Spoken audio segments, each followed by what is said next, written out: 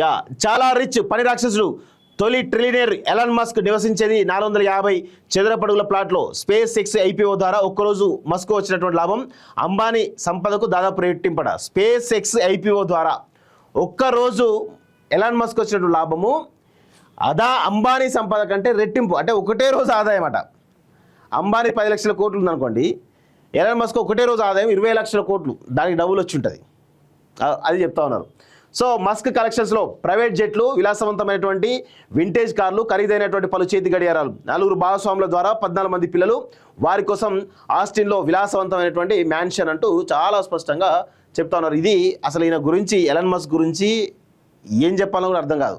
Space X నుంచి మొదలుపెట్టుకుంటే, Tesla నుంచి మొదలుపెట్టుకుంటే, ఇప్పుడు కృత్రిమైనటువంటి మానవ మేధస్సు నుంచి మొదలుపెట్టుకుంటే రకరకాల ఆవిష్కరణలు ఈయన దాంట్లో ఉన్నాయి.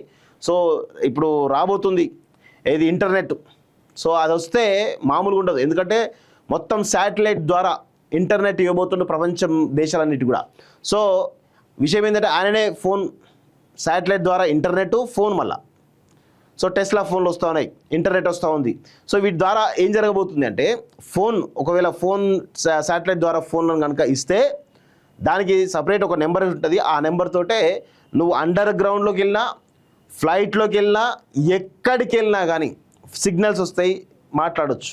సో అలాంటి టెక్నాలజీతో కూడుకున్నటువంటి శాటిలైట్ ఫోన్లను కూడా త్వరలో ఆయన లాంచ్ చేస్తూ ఉంటే అవంతా కూడా ఒక ప్రయోగంలో ఉన్నాయి.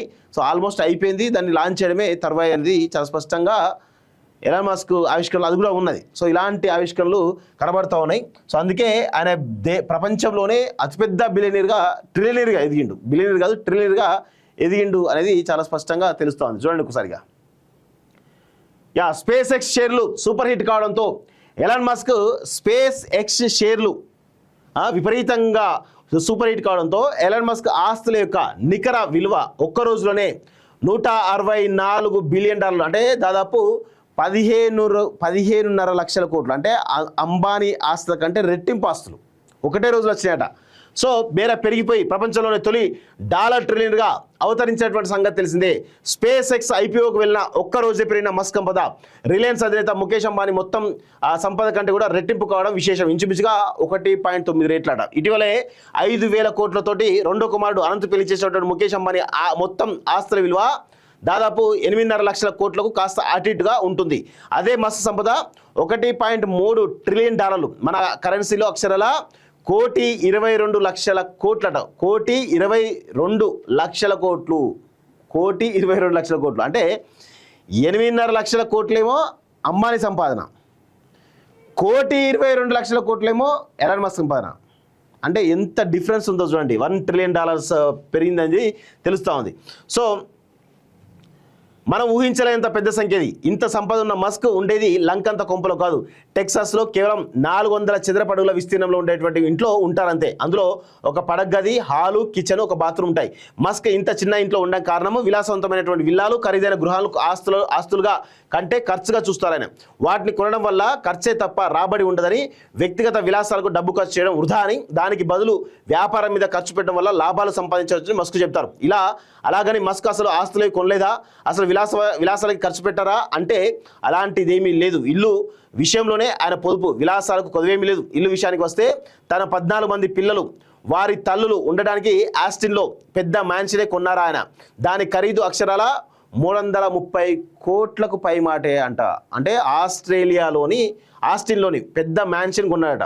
సో ప్రయాణాల కోసం ఆయనకు 2 సొంత గల్ఫ్ స్ట్రీమ్ G550 జెట్లు విమానాలు ఉన్నాయి. ఒక్క విమానం విలువ $14 బిలియన్, అంటే దాదాపు 32 కోట్లు. 6,000 మైళ్ళ దూరం ఆగకుండా ప్రయాణించగలవు.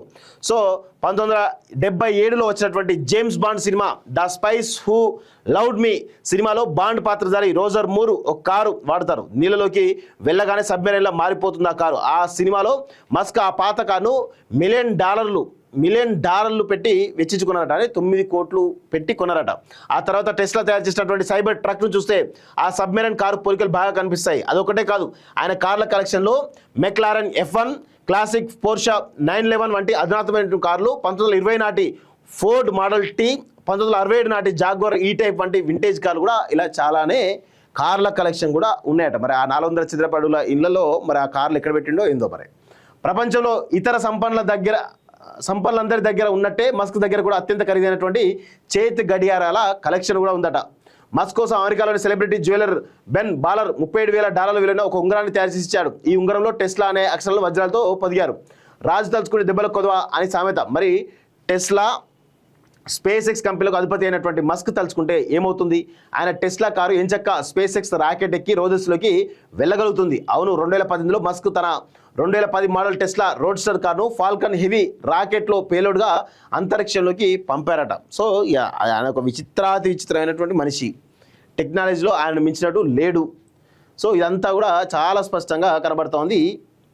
ఇక మస్క్ కొడుకు అతనికంటే గనుడట. ప్రపంచంలో తెలివైన వాళ్ళంతా ఎక్కువ మంది పిల్లలు కనాలి, లేకపోతే నాగరికత అంతరించిపోతుంది అని మస్క్ నిశ్చితాభిప్రాయం.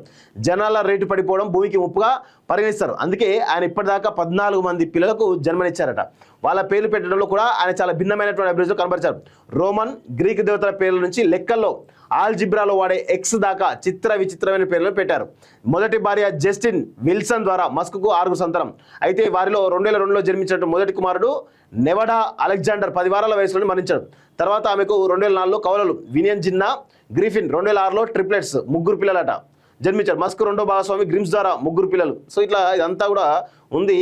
సో దానిలో మెయిన్గా రచయిత్రి అయినటువంటి యష్లే 2024లో ఒక అబ్బాయి పుట్టాడు. ఆ బాలుడి పేరు రోమిలస్. ఇంకా జపాన్కు చెందినటువంటి ఒక పాస్పోర్ట్ ద్వారా కూడా ఒక అబ్బాయికి జన్మనిచ్చారంటూ మస్క్ తనతో తెలిపినట్లు యాష్లే ఒక ఇంటర్వ్యూలో చెప్పారు. అదే నిజమైతే మస్క్ పిల్లల సంఖ్య 15. ఇలా ప్రపంచానికి తెలియని పిల్లలు మస్క్ ఇంకా ఎంతమంది ఉన్నారు అని చెప్పేసి తెలుస్తూ ఉంది. సో ఇదంతా కూడా ఇంట్లో ఏమన్నారు, మొదటి భార్యకు జన్మించినటువంటి డామియన్ అసాధారణ ప్రతిభావంతం చెబుతారు. క్లాసికల్ మ్యూజిక్తో పాటు సైన్స్, గణితంలో అతను దిట్ట అని అంటారు. ఎలాన్ మస్క్ తల్లి మాయే ప్రకారం డామియన్ మస్క్ కన్నా తెలివైనవాడు. ఈ లెక్కన భవిష్యత్తులో అతను ఎన్ని రికార్డులు సృష్టిస్తాడని చెప్పేసి కూడా అంటా ఉన్నారు. అంటే ఎలాన్ మస్క్ ఈ ప్రపంచంలోనే అత్యంత తెలివైనవాడు. ఈ టెక్నాలజీ ఏదైతే ఉందో ఇక ముందు రోబోల టెక్నాలజీ తోటి ముందుకు పోయేటువంటి వ్యక్తిగా ఆయనకు ఒక చరిత్ర ఉంది.